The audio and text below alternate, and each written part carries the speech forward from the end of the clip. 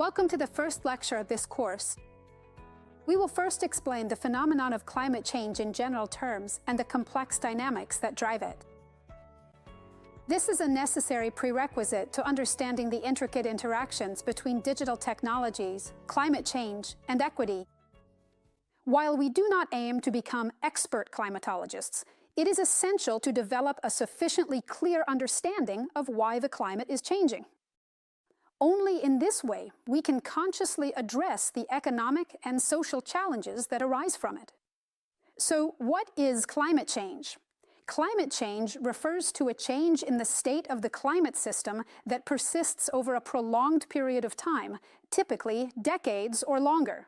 How can we be certain that the climate is indeed changing? Scientists demonstrate that changes in the climate system are not transient through tests showing that the mean and/or variability of a phenomenon is statistically different from the past. For example, the global mean surface temperature of the Earth has increased by more than 1 degree Celsius compared to pre-industrial times. Why is temperature increasing? The global mean surface temperature rises due to increasing concentrations of greenhouse gases in the atmosphere, measured in parts per million. But what are greenhouse gases? There are many greenhouse gases. The most well-known and abundant is carbon dioxide, but methane and nitrous oxide also contribute to the greenhouse effect. Each greenhouse gas has a specific global warming potential, which measures its contribution to warming relative to an equivalent amount of carbon dioxide, whose potential is set equal to 1. Based on IPCC R6 data, methane has a global warming potential of about 30 times that of carbon dioxide, and nitrous oxide of about 273. This means that these gases have significant impacts on the rise in average global temperature, even if they are produced in smaller quantities than carbon dioxide. Methane is linked to intensive livestock farming, while nitrous oxide with agricultural soil management activities, such as the application of synthetic or organic fertilizers. Carbon dioxide, as you know, is largely attributable to the burning of fossil fuels. What is the unit of measurement for greenhouse gas emissions? Carbon dioxide emissions are measured in tons. Each ton corresponds approximately to a sphere with a diameter of about 10 meters. This illustration shows the emissions from the city of New York in 1 hour and in 1 day. As a gas, carbon dioxide disperses in the air and is invisible to the naked eye. Other greenhouse gases are measured in tons of carbon dioxide equivalent. By converting each gas into its carbon dioxide equivalent, we express its impact on the climate in a uniform way. But what are the dynamics that lead to an increase in greenhouse gas concentrations in the atmosphere? These dynamics and the phenomena associated with them are very complex. Let's focus on carbon dioxide and use an illustrative example. We can imagine the atmosphere as a big bathtub with carbon dioxide emissions flowing in from the faucet. Part of these emissions are produced naturally by the Earth system, for example, volcanic eruptions, or carbon dioxide released by plants and animals as a byproduct of respiration.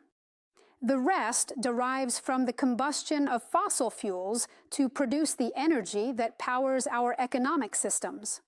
Emissions contribute to raising the water level in the bathtub, that is, the concentration of carbon dioxide in the atmosphere. However, there are natural sinks that act like the drain in the bathtub. Forests and oceans naturally absorb carbon dioxide and store it. However, since the Industrial Revolution, carbon dioxide emissions have increased due to fossil fuel use, far exceeding the system's absorption capacity and causing concentrations to rise. But how large are global carbon dioxide emissions? Between 2014 and 2023, fossil fuel use produced on average 37.4 billion tons of carbon dioxide per year, and this average continues to rise. In addition, more than 4 billion tons of emissions associated with land use change, for example, deforestation to make space for agriculture, housing, or parking lots.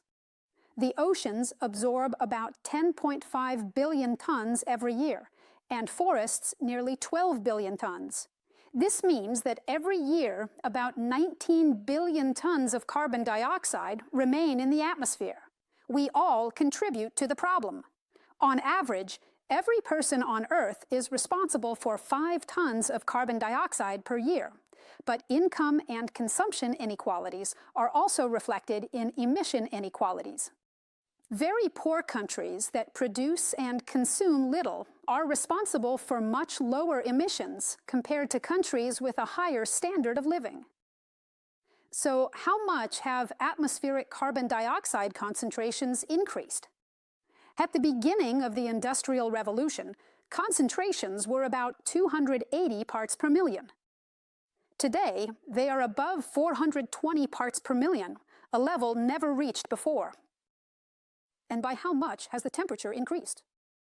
Between the start of the Industrial Revolution and 1960, the global average surface temperature of the Earth rose by 0.25 degrees Celsius. In the following 60 years, the temperature increased by another 3/4 of a degree Celsius, and at an ever faster rate. And what happens if the global average temperature rises? There are many consequences of an increase in the global average temperature: more extreme events, higher mortality and morbidity, rising sea levels, and a loss of biodiversity. The most authoritative source for understanding the extent of climate change, its impacts, and possible future scenarios is the United Nations Intergovernmental Panel on Climate Change, known as the IPCC. In the next lectures, we will go over the history of the IPCC and its work, and we will explore the main messages that emerge from its latest assessment report, the 6th, published in 2023.